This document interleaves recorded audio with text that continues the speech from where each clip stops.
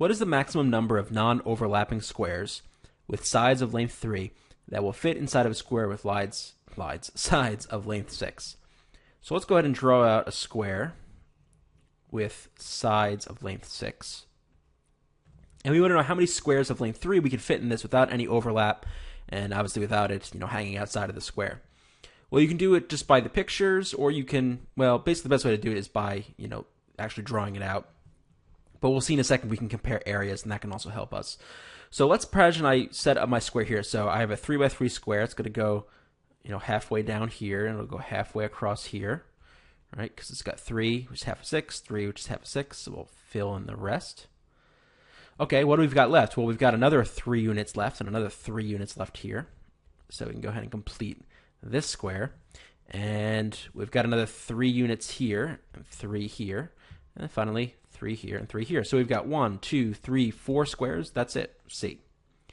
Another way to see it is you can ask if I could fit, if I had this big square, 6 by 6 square, what is the area of the 6 by 6 square? Well, the area of that is 36. The area of my 3 by 3 square is 9. So if I divided 36 by 9, I get 4. Now you got to be careful. Just because we get 4 here doesn't mean we necessarily would be able to fit 4 complete, full, unbroken squares into this shape. Now, of course, it does turn out to be that way. But this is the maximum total possible number we could potentially fit, right? Because this is how much the area of one square could fit into the area of the other. So if I, for instance, had a shape that looked like this,